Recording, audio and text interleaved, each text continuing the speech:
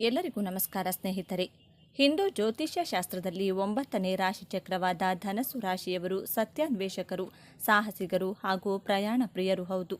ಈ ವ್ಯಕ್ತಿಗಳು ವಿನೋದ ಪ್ರಿಯರು ಮತ್ತು ಉತ್ತಮ ಜೊತೆಗಾರರಾಗುವರು. ವಿಶ್ರಾಂತಿ ಪಡೆಯದೆ ಕುತೂಹಲದಿಂದ ಸತ್ಯವನ್ನ ಅನ್ವೇಷಿಸಲು ಸಿದ್ಧರಾಗಿರುವವರು. ಇವರ ಪ್ರಾಮಾಣಿಕತೆ ಮತ್ತು ಅನ್ವೇಷಣೆಯ ಬುದ್ಧಿವಂತಿಕೆಯನ್ನು ನೋಡಿದರೆ ಇವರು ಮುಖ ನೋಡಿ ವಸ್ತುಗಳನ್ನು ಕೊಳ್ಳುವವರಂತಿರುವುದಿಲ್ಲ. ಈ ರಾಶಿಯವರ ವೃತ್ತಿ ಜೀವನ, ವ್ಯಕ್ತಿತ್ವ, ವ್ಯಕ್ತಿಯ ಜೀವನ, ಪ್ರೀತಿ ಜೀವನದ ಕುರಿತಾದ ಇನ್ನಷ್ಟು ಸಂಗತಿಗಳು ಇಲ್ಲಿದೆ.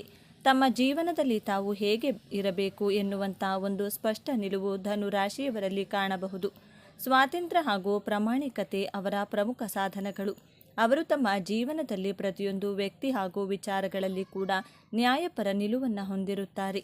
ಸಮಾನತೆ ಅನ್ನೋದು ಪ್ರತಿಯೊಬ್ಬರಿಗೂ ಕೂಡ ಸಿಗಬೇಕು ಅನ್ನೋದೇ ದೇವರ ಧ್ಯೇಯ. ಯಾವತ್ತೂ ಕೂಡ ಅವರು ಚಿಕ್ಕದಾಗಿ ಯೋಚನೆ ಮಾಡುವುದಕ್ಕೆ ಹೋಗೋದಿಲ್ಲ. ಬದಲಾಗಿ ದೊಡ್ಡ ಕನಸನ್ನು ಕಂಡು ಅದನ್ನು ನನಸು ಮಾಡುವಂತಹ ಪ್ರಯತ್ನದಲ್ಲಿರ್ತಾರೆ. ಜೀವನದಲ್ಲಿ ಸಾಧನೆ ಎಂಬ ಶಿಲೆಯ ಕಟ್ಟಲು ಗುರಿಯ ಹಾದಿಯಲ್ಲಿ ಎದುರಾಗುವಂತಹ ಅವಮಾನಗಳೆಲ್ಲವೂ ಒಂದೊಂದು ಉಳಿಪೆಟ್ಟಿದ್ದಂತೆ. ಧನಸ್ಸು ರಾಶಿಯವರ ನಕ್ಷತ್ರಾಧಾರಿತ ಜನ್ಮ ರಹಸ್ಯವನ್ನು ಹಾಗೂ ನೀವು ಈ ರಾಶಿಯಲ್ಲಿಯೇ ಜನಿಸಲು ಕಾರಣ ಹಾಗೂ ಉದ್ದೇಶಗಳನ್ನು ತಿಳಿಸಿಕೊಡಲಿದ್ದೇನೆ. ಅದಕ್ಕೂ ಮುಂಚೆ ನೀವಿನ್ನು ಚಾನಲ್ಗೆ ಸಬ್ಸ್ಕ್ರೈಬ್ ಆಗಿಲ್ಲ ಅಂದರೆ ಈಗಲೇ ಸಬ್ಸ್ಕ್ರೈಬ್ ಆಗಿ, ಹಾಗೆ ವಿಡಿಯೋಗೆ ಲೈಕ್ ಮಾಡಿ, ವಿಡಿಯೋ ಸ್ಕಿಪ್ ಮಾಡದೆ ಕೊನೆ ತನಕ ನೋಡಿ. ಕಾಲಪುರುಷನ ಕುಂಡಲಿಯಲ್ಲಿ ಧನಸ್ಸು ರಾಶಿ 9ನೇ ಭಾವದಲ್ಲಿ ಕಂಡುಬರುತ್ತದೆ. ಧನಸ್ಸು ರಾಶಿಯ ಅಧಿಪತಿ ಗುರುಗ್ರಹ. ಈ ರಾಶಿಯಲ್ಲಿ ಮೂಲ ನಕ್ಷತ್ರದ 4 ಪಾದಗಳು, ಪೂರ್ವಾಷಾಢ ನಕ್ಷತ್ರದ 4 ಪಾದಗಳು, ಉತ್ತರಾಷಾಢ ನಕ್ಷತ್ರದ 1ನೇ ಪಾದವನ್ನು ಕಾಣಬಹುದು. ಅಶ್ವಮಾನವ ತನ್ನ ಕೈಯಲ್ಲಿ ಧನಸ್ಸನ್ನು ಹಿಡಿದು ತನ್ನ ಗುರಿಯ ಕಡೆ ಏಕಾಗ್ರತೆ ಹೊಂದಿರುವಂಥ ಚಿಹ್ನೆ. ಈ ರಾಶಿ ಆಶಾವಾದಿಯ ಪ್ರತೀಕವಾಗಿದೆ. ನೀವು ನ್ಯಾಯಪ್ರಿಯರು, ಛಲವಾದಿಗಳು, ತನ್ನ ಗುರಿಯ ಕಡೆ ಗಮನ ಹರಿಸುವ ಸಾಧಕರು, ಸ್ವಾಭಿಮಾನಿಗಳು, ಧಾರ್ಮಿಕ ಹಾಗೂ ಸಾತ್ವಿಕ ಗುಣದವರು, ಅಧಿಕಾರ ಪ್ರಿಯರು. ಜ್ಞಾನ ಸಂಪಾದನೆ ನಿಮ್ಮ ಮೂಲ ಸ್ವಭಾವವಾಗಿದೆ. ನೀವು ಪರೋಪಕಾರಿಗಳಾಗಿರುವುದರಿಂದ ಸಮಾಜದಲ್ಲಿ ಸನ್ಮಾನಗಳಿಗೆ ಭಾಜನರಾಗುತ್ತೀರಾ. ಏಕಾಗ್ರತೆಯಿಂದ ಕೆಲಸ ಮಾಡುವ ಪ್ರವೃತ್ತಿ. ಯಾವುದೇ ವಿಷಯವನ್ನು ಕಲಿತರೂ ಅರ್ಧಂಬರ್ಧ ಕಲಿಯದೆ ಮೂಲದಿಂದ ಕಲಿಯುವವರು. ಬೇರೆಯವರ ಅಧೀನದಲ್ಲಿ ಜೀವಿಸಲು ಇಷ್ಟಪಡದ ಆದರ್ಶವಾದಿಗಳು, ಸಿದ್ಧಾಂತಿಗಳು, ವೇದಾಂತಿಗಳು. ನೀವು ನಿಮ್ಮ ಶತ್ರುಗಳ ಜೊತೆಗೂ ಸಭ್ಯತೆಯಿಂದ ವರ್ತಿಸುತ್ತೀರಾ. ನಿಮ್ಮ ಕಾರ್ಯಕ್ಷೇತ್ರದಲ್ಲಿ ಶತ್ರುಗಳನ್ನು ಎದುರಿಸಬೇಕಾಗುತ್ತದೇನೆ. ನೇರವಾಗಿ, ದಿಟ್ಟವಾಗಿ, ಸತ್ಯವಾಗಿ ಮಾತನಾಡುವವರಿಗೆ ಶತ್ರುಗಳು ಹೆಚ್ಚಾಗಿರುತ್ತಾರೆ. ನಿಮ್ಮ ಮನಸ್ಸಿನ ನ್ಯಾಯಾಲಯದಲ್ಲಿ ತಮ್ಮ ಮನಸ್ಸಾಕ್ಷಿಯೇ ನ್ಯಾಯಾಧೀಶ. ನಿಮ್ಮ ಮನಸ್ಸಾಕ್ಷಿಯಂತೆಯೇ ನೀವು ನಡೆದುಕೊಳ್ಳುವುದು. ನೀವು ಧನಸ್ಸು ರಾಶಿಯಲ್ಲಿಯೇ ಜನಿಸಲು ಕಾರಣವನ್ನು ನೋಡೋಣ. ಪ್ರಾಕೃತಿಕ ಕುಂಡಲಿಯ ಭಾಗ್ಯಸ್ಥಾನದಲ್ಲಿ ಧನಸ್ಸು ರಾಶಿ ಕಂಡುಬರುತ್ತದೆ. ಗುರುದೇವನ ರಾಶಿಯಾಗಿದೆ. ಗುರು ಎಂದರೆ ಮೋಕ್ಷಕಾರಕ ಗ್ರಹ. ಗುರು ಎಂದರೆ ಜೀವಕಾರಕ ಗ್ರಹ. ಧರ್ಮ, ಅರ್ಥ, ಕಾಮ, ಮೋಕ್ಷದ ದೃಷ್ಟಿಯಿಂದ ನೋಡೋದಾದರೆ ಧನಸ್ಸು ರಾಶಿ ಧರ್ಮಸ್ಥಾನದಲ್ಲಿ ಕಂಡುಬರುತ್ತದೆ. ಧಾರ್ಮಿಕ, ಕಾರ್ಮಿಕ ದೃಷ್ಟಿಯಿಂದ ನೀವು ಧನಸ್ಸು ರಾಶಿಯಲ್ಲಿ ಜನಿಸಿರುತ್ತೀರಾ. ನಿಮಗೆ ಸರಿಯಾದ ವಯಸ್ಸಿನಲ್ಲಿ ಸರಿಯಾದ ದಶಾಭುಕ್ತಿಗಳು ಪ್ರಾರಂಭವಾಗುವುದರಿಂದ ನೀವು ಅಂದುಕೊಂಡ ಗುರಿ, ಉದ್ದೇಶಗಳನ್ನು ತಲುಪುತ್ತೀರಾ. ನಿಮ್ಮ ಪಂಚಮ ಸ್ಥಾನದಲ್ಲಿ ಮೇಷರಾಶಿ ಬರುತ್ತದೆ. ಮೇಷರಾಶಿಯ ಅಧಿಪತಿ ಮಂಗಳ ಗ್ರಹ ಹಾಗೂ ಮೇಷರಾಶಿಯ ಅಗ್ನಿತತ್ವ ರಾಶಿ. ನೀವು ನಿಮ್ಮ ಪೂರ್ವ ಜನ್ಮದಲ್ಲಿಯೂ ತುಂಬ ಎನರ್ಜಿಟಿಕ್ ಆಗಿ ಬಹಳ ನಿಸ್ವಾರ್ಥ ಸೇವೆಯನ್ನು, ಸರ್ಕಾರಕ್ಕೆ, ಸೇನೆಗೆ ಸಂಬಂಧಿಸಿದ ಸೇವೆಗಳನ್ನು ಮಾಡಿರುವುದರಿಂದ ಈ ಜನ್ಮದಲ್ಲಿ ಧನಸ್ಸು ರಾಶಿಯಲ್ಲಿ ಜನಿಸಿರುತ್ತೀರಾ. ಈ ಜನ್ಮದಲ್ಲಿಯೂ ನಿಮ್ಮ ಹಿಂದಿನ ಜನ್ಮದ ನೆನಪುಗಳು ನಿಮ್ಮ ಸ್ಮೃತಿ ಪಟಲದಲ್ಲಿ ಇದ್ದೇ ಇರುತ್ತದೆ. ಆ ಎನರ್ಜಿ, ಆ ಡಿಟರ್ಮೇಷನ್, ತ್ಯಾಗ ಪ್ರವೃತ್ತಿ ಮುಂದುವರಿಯುತ್ತದೆ. ಧನಸ್ಸು ರಾಶಿಯು ಅಗ್ನಿತತ್ವ ರಾಶಿಯಾಗಿರುವುದರಿಂದ ನಿಮ್ಮ ಗುರಿ, ಉದ್ದೇಶಗಳ ಕಡೆ ಬೆಂಕಿಯ ರೀತಿ ಪ್ರಯತ್ನವನ್ನು ಮಾಡುತ್ತೀರಾ. ಧನಸ್ಸು ರಾಶಿ ಅಥವಾ ಧನಸ್ಸು ಲಗ್ನದಲ್ಲಿ ಜನಿಸಿದರೆ ಇವರು ಸಮಾಜಕ್ಕಾಗಿ, ದೇಶಕ್ಕಾಗಿ, ತನ್ನ ಧರ್ಮಕ್ಕಾಗಿ ನಿಸ್ವಾರ್ಥ ಸೇವೆ ಮಾಡುವವರು. ಸಮಾಜದ ಉದ್ಧಾರಕ್ಕೆ, ಸಮಾಜ ಕಲ್ಯಾಣಕ್ಕಾಗಿ ಜನಿಸಿದವರಾಗಿರುತ್ತೀರಾ. ಧನಸ್ಸು ರಾಶಿಯವರಿಗೆ ಜೀವನದ ಜವಾಬ್ದಾರಿಗಳನ್ನು ಯಾರು ಕಲಿಸುವಂತಹ, ನೆನಪಿಸುವಂತಹ ಅವಶ್ಯಕತೆ ಇರುವುದಿಲ್ಲ. ನೀವು ರಸ್ತೆಯಲ್ಲಿ ಪೇಪರ್ ಎಸೆಯಲು ಸಹ ಇಷ್ಟಪಡುವುದಿಲ್ಲ. ನಿಮಗೆ ಸಮಾಜದ ಬಗ್ಗೆ ವಿಶೇಷವಾದಂತಹ ಪ್ರೀತಿ, ಕಾಳಜಿ ಇದ್ದೇ ಇರುತ್ತದೆ. ನಕ್ಷತ್ರದ ಆಧಾರದ ಮೇಲೆ ನೋಡೋದಾದರೆ ಧನಸ್ಸು ರಾಶಿಯಲ್ಲಿ ಮೂಲ ನಕ್ಷತ್ರ ಉತ್ತರಾಷಾಢ ನಕ್ಷತ್ರ, ಪೂರ್ವಾಷಾಢ ನಕ್ಷತ್ರವನ್ನು ಕಾಣಬಹುದು. ಮೂಲನಶ ನಕ್ಷತ್ರದ ಅಧಿಪತಿ ಕೇತುಗ್ರಹ, ಉತ್ತರಾಷಾಢ ನಕ್ಷತ್ರದ ಅಧಿಪತಿ ರವಿಗ್ರಹ, ಪೂರ್ವಾಷಾಢ ನಕ್ಷತ್ರದ ಅಧಿಪತಿ ಶುಕ್ರಗ್ರಹ. ನಿಮ್ಮ ನಕ್ಷತ್ರದ ಆಧಾರದ ಮೇಲೆ ನಿಮಗೆ ಗ್ರಹಗಳ ಮಹಾದಶ ಪ್ರಾರಂಭವಾಗುತ್ತದೆ. ನೀವು ಮೂಲ ನಕ್ಷತ್ರದಲ್ಲಿ ಜನಿಸಿದರೆ ಚಿಕ್ಕ ಮಕ್ಕಳಿದ್ದಾಗ ಬಹಳ ಚೇಷ್ಟೆ ಮಾಡುವ, ಬಹಳ ತುಂಟಾಟ ಮಾಡುವಂತಹ ಸ್ವಭಾವದವರು. ನಿಮ್ಮ ತಂದೆ ತಾಯಿಗೆ ನಿಮ್ಮನ್ನು ಕಂಟ್ರೋಲ್ ಮಾಡುವುದೇ ದೊಡ್ಡ ಸವಾಲಾಗಿರುತ್ತದೆ. ಕೇತು ದಶ 7 ವರ್ಷಗಳ ಕಾಲ ನಡೆಯುತ್ತದೆ. ನಂತರ ಶುಕ್ರದಶ ಪ್ರಾರಂಭವಾಗುತ್ತದೆ. ಜೀವನದಲ್ಲಿ ಬಹಳ ಆನಂದಮಯವಾಗಿರುತ್ತೀರಾ, ನೀವು ಸಂತೋಷವಾಗಿರುತ್ತೀರಾ. ಜೊತೆಗೆ ನಿಮ್ಮ ಸುತ್ತಮುತ್ತಲಿನವರನ್ನು ಸಂತೋಷವಾಗಿಟ್ಟುಕೊಳ್ತೀರಾ.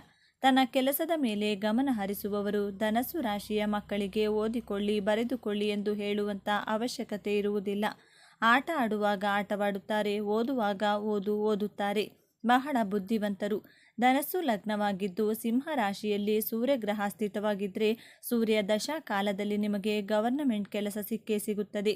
ಪೂರ್ವಾಷಾಢ ನಕ್ಷತ್ರದಲ್ಲಿ ಜನಿಸಿದವರಿಗೆ ಮೊದಲಿಗೆ ಶುಕ್ರಗ್ರಹದ ಮಹಾದಶ 6 ಪ್ರಾರಂಭವಾಗುತ್ತದೆ. ಸೌಂದರ್ಯವಂತರು. ನಿಮ್ಮ ಕುಟುಂಬದಲ್ಲಿ ಎಲ್ಲರಿಗೂ ಪ್ರೀತಿ ಪಾತ್ರರಾಗಿರುತ್ತೀರಾ. ನಿಮ್ಮಲ್ಲಿ ಕಲೆ, ಸಾಹಿತ್ಯ, ಸಂಗೀತದ ಬಗ್ಗೆ ವಿಶೇಷ ಒಲವು, ಆಸಕ್ತಿ ಇರುತ್ತದೆ. ಜೀವನದಲ್ಲಿ ಬರುವಂತಹ ಚಾಲೆಂಜಸ್ಗಳನ್ನು ಪಾಸಿಟಿವ್ ಆಗಿ ತೆಗೆದುಕೊಂಡು ಜೀವನವನ್ನು ಸಾಗಿಸುತ್ತೀರಾ. ನೀವು ಉತ್ತರಾಷಾಢ ನಕ್ಷತ್ರದಲ್ಲಿ ಜನಿಸಿದರೆ ನಿಮಗೆ ಸೂರ್ಯನ ಮಹಾದಶ ಪ್ರಾರಂಭವಾಗುತ್ತದೆ. ಈ 2 ನಕ್ಷತ್ರದವರಿಗಿಂತ ಉತ್ತರಾಷಾಢ ನಕ್ಷತ್ರದವರು ವಿಭಿನ್ನವಾಗಿರುತ್ತೀರಾ. ಬಹಳ ಗಂಭೀರ ಸ್ವಭಾವದವರು. ಯಾವುದೇ ವಿಚಾರಗಳನ್ನು ಬಹಳ ಗಂಭೀರವಾಗಿ ಮಾಡುತ್ತೀರಾ. ನಾಯಕತ್ವದ ಗುಣದವರು. ನೀವು ವಯಸ್ಸಿನಲ್ಲಿ ಚಿಕ್ಕವರಾದರೂ ನೀವು ಆಲೋಚಿಸುವಂತಹ ರೀತಿ, ತೀರ್ಮಾನ ತೆಗೆದುಕೊಳ್ಳುವಂತಹ ರೀತಿ ಬಹಳ ವಿಶೇಷವಾಗಿರುತ್ತದೆ, ವಿಭಿನ್ನವಾಗಿರುತ್ತದೆ. ನಿಮ್ಮ ಸುತ್ತಮುತ್ತಲಿನವರು ನಿಮ್ಮ ಆಲೋಚನೆ, ನಿಮ್ಮ ಕಾರ್ಯಕ್ಷಮತೆ, ನಿಮ್ಮ ತೀರ್ಮಾನಗಳನ್ನು ನೋಡಿ ಆಶ್ಚರ್ಯಚಕಿತರಾಗುವುದರಲ್ಲಿ ಸಂದೇಹವೇ ಇಲ್ಲ. ಅಷ್ಟು ಚೆನ್ನಾಗಿ ತೀರ್ಮಾನಗಳನ್ನು ತುಂಬ ಮೆಚೂರ್ಡಾಗಿ ತೆಗೆದುಕೊಳ್ತೀರಾ. ಇಷ್ಟು ಚಿಕ್ಕ ವಯಸ್ಸಿಗೆ ಎಷ್ಟು ಬುದ್ಧಿ ಇದೆ, ಎಷ್ಟು ಜ್ಞಾನವಿದೆ ಎಂದು ಆಶ್ಚರ್ಯಚಕಿತರಾಗುತ್ತಾರೆ. ನಿಮ್ಮ ಮನಸ್ಸಿನ ಇಚ್ಛೆಗಳನ್ನು ಈಡೇರಿಸಿಕೊಂಡು ನಿಮ್ಮ ಗುರಿಯನ್ನು ತಲುಪಿ ಮೋಕ್ಷ ಪಡೆಯುವುದಕ್ಕಾಗಿ ಧನಸ್ಸು ರಾಶಿಯಲ್ಲಿ ನಿಮ್ಮ ಜನನವಾಗಿದೆ. ಧರ್ಮ ಹಾಗೂ ಮೋಕ್ಷದ ದಾರಿಯಲ್ಲಿಯೇ ನಡೆಯುತ್ತೀರಾ. ಧನಸ್ಸು ರಾಶಿ ಚಕ್ರದ ಚಿಹ್ನೆಯನ್ನು ಗಮನಿಸುವುದಾದರೆ ಅರ್ಧ ಮನುಷ್ಯ, ಅರ್ಧ ಕುದುರೆಯ ಭಾಗವನ್ನು ಹೋಲುವ ಮನುಷ್ಯಾಕೃತಿಯು ಕೆಟ್ಟ ಗುಣಗಳು ಹಾಗೂ ಒಳ್ಳೆಯ ಗುಣಗಳು, ಬಿಲ್ಲು ಬಾಣವನ್ನು ಮೇಲಕ್ಕೆತ್ತಿರುವ ಸಂಕೇತವು ಆಧ್ಯಾತ್ಮಿಕ ಪ್ರವೃತ್ತಿಯನ್ನು ಹೊಂದಿರುತ್ತಾರೆ ಎನ್ನುವುದನ್ನು ಸೂಚಿಸುತ್ತದೆ. ಇವರು ಬಹಳ ಸಕಾರಾತ್ಮಕವಾಗಿ ಯೋಚಿಸುವವರು. ಜೀವನದಲ್ಲಿ ಒಳ್ಳೆಯದನ್ನೇ ನೋಡಲು ಬಯಸುತ್ತಾರೆ. ಇದರಿಂದಾಗಿ ಯಾವ ರೀತಿಯ ತೊಂದರೆಗೂ ಸಿಕ್ಕಿ ಹಾಕಿಕೊಳ್ಳಲು ಬಯಸುವುದಿಲ್ಲ. ಕೆಲವೊಮ್ಮೆ ಅಸಭ್ಯ ವರ್ತನೆ ತೋರಬಹುದು, ಉತ್ತಮ ಸಲಹೆಗಳನ್ನು ತಿರಸ್ಕರಿಸಬಹುದು. ಬಹಳ ಸಕ್ರಿಯವಾಗಿರುವ ಇವರು ಪ್ರಕೃತಿ ಹೊರಾಂಗಣ ಚಟುವಟಿಕೆಗಳನ್ನು ಇಷ್ಟಪಡುತ್ತಾರೆ. ಎಲ್ಲ ರೀತಿಯ ಆಟೋಟ, ದೈಹಿಕ ಚಟುವಟಿಕೆಗಳಲ್ಲಿ ಮುಂದಿರುತ್ತಾರೆ. ಸಹಾನುಭೂತಿಯುಳ್ಳ ಇವರು ಪ್ರಾಮಾಣಿಕರು ಹೌದು. ತಮ್ಮ ಪ್ರೀತಿ ಪಾತ್ರರ ಸಮಸ್ಯೆಗಳನ್ನು ಬಗೆಹರಿಸಲು ಯಾವಾಗಲೂ ಮುಂದಿರುತ್ತಾರೆ. ಪ್ರೀತಿಯಲ್ಲಿ ಖುಷಿಯಾಗಿರುತ್ತಾರೆ. ತಮ್ಮ ಸಂಗಾತಿಯೊಂದಿಗೆ ಖುಷಿಯಿಂದ ಕಾಲ ಕಳೆಯಲು ಬಯಸುತ್ತಾರೆ. ಇಂದ್ರಿಯ ಸುಖ ಬಯಸುವ ಮುಕ್ತ ಹೃದಯದ ಏನನ್ನಾದರೂ ಮಾಡಲು ಸಿದ್ಧವಿರುವ ಸಂಗಾತಿಯನ್ನು ಸಮಾನವಾಗಿ ಕಾಣುವ ಇವರು ಉತ್ತಮ ಸಂಗಾತಿಯಾಗಿರುತ್ತಾರೆ. ಇವರು ಪ್ರೀತಿ ಮತ್ತು ಲೈಂಗಿಕತೆಯ ಮಧ್ಯೆ ಅಡ್ಡಗೆರೆಯನ್ನು ಹಾಕಿರುತ್ತಾರೆ. ಪ್ರೀತಿಯ ವಿಷಯಕ್ಕೆ ಬಂದರೆ ತಮ್ಮನ್ನು ತಾವು ಪ್ರೀತಿ ಅರ್ಪಿಸಿಕೊಳ್ಳುತ್ತಾರೆ. ಪ್ರೀತಿಯಲ್ಲಿ ನಿಷ್ಠಾವಂತರು ಹಾಗೂ ಸಮರ್ಪಣಾ ಮನೋಭಾವದವರು. ಇವರ ಸಂಗಾತಿಗಳಾಗಿರುವವರು ಬೌದ್ಧಿಕ, ಸೂಕ್ಷ್ಮ ಹಾಗೂ ಅಭಿವ್ಯಕ್ತಿಶೀಲರಾಗಿರಬೇಕು. ಸ್ನೇಹಿತರಾಗಿ ತುಂಬ ಪ್ರೋತ್ಸಾಹಿಸುವ, ಸ್ಫೂರ್ತಿದಾಯಕ ಮತ್ತು ಉದಾರ ಸ್ವಭಾವದವರು. ಸ್ನೇಹಿತರ ವಲಯದಲ್ಲಿ ಸಂತೋಷ ಮತ್ತು ನಗೆಯನ್ನು ಹರಡುತ್ತಾರೆ. ನಿಷ್ಠಾವಂತ ಸ್ನೇಹಿತರನ್ನು ಹೊಂದಿರುತ್ತಾರೆ. ಕೊನೆಯವರೆಗೂ ತಮ್ಮ ಗೆಳೆತನವನ್ನು ಉಳಿಸಿಕೊಂಡಿರುತ್ತಾರೆ. ಇವಿಷ್ಟು ವಿಚಾರಗಳು ನಿಮಗೆ ಇಷ್ಟ ಆಗಿದೆ ಅಂತ ಭಾವಿಸ್ತಿದ್ದೇನೆ. ಇಷ್ಟ ಆಗಿದ್ದರೆ ನಮ್ಮ ಚಾನೆಲ್ನ ತಪ್ಪದೇ ಸಬ್ಸ್ಕ್ರೈಬ್ ಮಾಡಿಕೊಳ್ಳಿ. ಈ ವಿಡಿಯೋಗೆ ಒಂದು ಲೈಕ್ ಕೊಡೋದನ್ನು ಮರಿಬೇಡಿ. ಈ ವಿಡಿಯೋವನ್ನು ನಿಮ್ಮ ಫ್ರೆಂಡ್ಸ್ ಆ್ಯಂಡ್ ಫ್ಯಾಮಿಲಿ ಗ್ರೂಪಲ್ಲಿ ಹೆಚ್ಚು ಶೇರ್ ಮಾಡಿ. ನಿಮ್ಮ ಅಭಿಪ್ರಾಯಗಳನ್ನು ತಪ್ಪದೇ ಕಮೆಂಟ್ ಮಾಡಿ. ಎಲ್ಲರೂ ಭಕ್ತಿಯಿಂದ ಓಂ ಶ್ರೀ ಮಹಾಲಕ್ಷ್ಮಿ ನಮಃ ಅಂತ ಕಮೆಂಟ್ ಮಾಡಿ. ಸದಾ ಸ್ವಾತಂತ್ರ್ಯವನ್ನು ಪ್ರೀತಿಸುವ, ಜ್ಞಾನದ ದಾಹವನ್ನು ಹೊಂದಿರುವ, ಸತ್ಯದ ಹಾದಿಯಲ್ಲಿ ಸಾಗಲು ಯಾವುದಕ್ಕೂ ಅಂಜದ, ಮುಖದ ಮೇಲೆ ಸದಾ ನಗುವನ್ನು ಹೊತ್ಕೊಂಡು ಎಲ್ಲರನ್ನ ನಗಿಸುವ, ಆದರೆ ಆ ನಗುವಿನ ಹಿಂದೆ ಜಗತ್ತಿನ ಜ್ಞಾನವನ್ನೇ ಅಡಗಿಸಿಟ್ಟುಕೊಂಡಿರುವ ವ್ಯಕ್ತಿಗಳೇ ಧನುರಾಶಿಯವರು. ಧನುರಾಶಿಯ ಬಂಧುಗಳೇ, ನೀವು ಈಗ ನೋಡ್ತಿರುವ ಈ ವಿಡಿಯೋ ಆಕಸ್ಮಿಕವಾಗಿ ನಿಮ್ಮ ಮುಂದೆ ಬಂದಿಲ್ಲ. ನಿಮ್ಮ ಜೀವನದ ಅತ್ಯಂತ ನಿರ್ಣಾಯಕ ಘಟ್ಟದಲ್ಲಿ ನಿಂತಿರುವ ನಿಮಗೆ ನಿಮ್ಮ ಇಷ್ಟ ದೇವರು ಅಥವಾ ನಿಮ್ಮ ಗುರುದೇವರು ಒಂದು ಪ್ರಮುಖ ಸಂದೇಶವನ್ನು ನೀಡಲು ಬಯಸಿದ್ದಾರೆ. ನೀತಿ ನಿಯಮಗಳಿಗಿಂತ ತನ್ನ ಮನಸಾಕ್ಷಿಯನ್ನ ನಂಬುವಂತ ಧನಸ್ಸು ರಾಶಿಯವರೇ, ನಿಮ್ಮ ಜೀವನದ ಯಶಸ್ಸಿನ ಗುಟ್ಟುಗಳು ಈ 5 ಪ್ರತಿಜ್ಞೆಯಲ್ಲಿ ಅಡಗಿದೆ. ನೀವು ನಿಮ್ಮ ಜೀವನದಲ್ಲಿ ಅಭಿವೃದ್ಧಿಯಾಗಲು, ಸುಖ, ಶಾಂತಿ, ನೆಮ್ಮದಿಯಾಗಿರಲು ಯಾವ 5 ಪ್ರತಿಜ್ಞೆಗಳನ್ನು ಕೈಗೊಳ್ಳಬೇಕು ಎಂಬಂತ ಇಂಟ್ರೆಸ್ಟಿಂಗ್ ವಿಚಾರಗಳನ್ನು ಈ ವಿಡಿಯೋದಲ್ಲಿ ತಿಳಿಸಿಕೊಡಲಿದ್ದೇನೆ. ಇದು ನಿಮಗಾಗಿ ಬಂದಿರುವ ದೈವಿಕ ಸಂದೇಶ. ಹಾಗೆ ಜೈ ಗುರು ರಾಘವೇಂದ್ರ ಎಂದು ಕಮೆಂಟ್ ಮಾಡಿ, ಹಾಗೆ ವಿಡಿಯೋಗೆ ಲೈಕ್ ಮಾಡಿ. ಹೌದು, ಧನುರಾಶಿಯವರು ನಿಮಗೆ ನೀವೇ ರಾಜರು, ನಿಮಗೆ ನೀವೇ ಮಂತ್ರಿಗಳು ಅಂದುಕೊಳ್ಳುತ್ತೀರಾ? ಜೀವನದಲ್ಲಿ ತುಂಬ ಒಂಟಿಯಾಗಿರುವವರು ಧನುರಾಶಿಯವರೇ. ಆ ಒಂಟಿತನದಲ್ಲಿಯೇ ಅದ್ಭುತವಾದಂತಹ ಜ್ಞಾನವನ್ನು ಕಲಿಯುವವರು ಧನಸ್ಸು ರಾಶಿಯವರೇ. ಧನಸ್ಸು ರಾಶಿಯವರಿಗೆ ಯಾವುದೇ ವಿಚಾರವಾದರೂ ಮೊದಲಿಗೆ ಬರುವುದು ನೆಗೆಟಿವ್ ಥಾಟ್ಸ್, ಆನಂತರನೇ ಪಾಸಿಟಿವ್ ಆಗಿ ಥಿಂಕ್ ಮಾಡೋದು ನೀವು. ಆದರೆ ಕನ್ಯಾ ರಾಶಿಯವರು ಎಲ್ಲದರಲ್ಲಿಯೂ ಮೊದಲು ಪಾಸಿಟಿವ್ ಅನ್ನು ಹುಡುಕಿ ಆಲೋಚನೆ ಮಾಡಿ ನಂಬಿಕೆ ದ್ರೋಹಕ್ಕೆ ಒಳಗಾಗುತ್ತಾರೆ. ಆದರೆ ಧನಸ್ಸು ರಾಶಿಯವರು ನೀವು ಅಂದುಕೊಂಡಿದ್ದ ಹಾಗೆ ಮತ್ತೊಂದು ದಿನ ಆ ಘಟನೆ ನಡೆಯುತ್ತದೆ. ಆದರೆ ನಿಮ್ಮ ಈ ಇಂಟ್ಯೂಷನ್ ಅನ್ನು ಈ ಪ್ರಪಂಚದವರು ಅಕ್ಸೆಪ್ಟ್ ಮಾಡಿಕೊಳ್ಳುವುದಿಲ್ಲ. ನೀವು ಯಾರಿಗೂ ತಲೆ ಕೆಡಿಸಿಕೊಳ್ಳದೆ ನಿಮ್ಮ ಗುರಿ, ನಿಮ್ಮ ಉದ್ದೇಶಕ್ಕಾಗಿ ನೀವು ಜೀವಿಸುವವರು. ನಿಮ್ಮ ಜೀವನವೆಂಬ ಕತ್ತಲೆಯಲ್ಲಿ ಸಂತೋಷವೆಂಬ ಬೆಳಕು ಮೂಡಲು, ನಿಮ್ಮ ಜೀವನದಲ್ಲಿ ನೀವು ಸುಖವಾಗಿರಲು ಈ 5 ಶಪಥಗಳನ್ನು, ಪ್ರತಿಜ್ಞೆಗಳನ್ನು ಅನುಸರಿಸಿ. ಇವತ್ತಿನಿಂದಲೇ ನೀವು ನಿರ್ಧಾರವನ್ನು ಮಾಡಿ ಒಂದೊಂದಾಗಿ ನೋಡ್ತಾ ಹೋಗೋಣ ಬನ್ನಿ.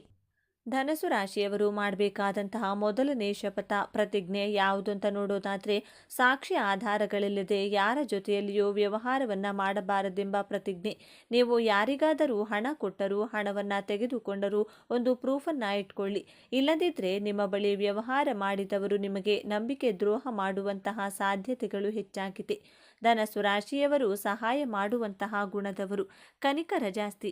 ನಿಮಗೆ ಯಾರಾದರೂ ಕಷ್ಟ ಅಂದರೆ ಅವರ ಕಷ್ಟಗಳಿಗೆ ಸ್ಪಂದಿಸುವಂತಹ ಜೀವ ನಿಮ್ಮದು. ಆದರೆ ನಿಮ್ಮ ಈ ಒಳ್ಳೆಯತನವನ್ನು ಮಿಸ್ಯೂಸ್ ಮಾಡಿಕೊಂಡು ನಿಮ್ಮನ್ನು ಸಂಕಷ್ಟದಲ್ಲಿ ಸಿಲುಕಿಸುತ್ತಾರೆ.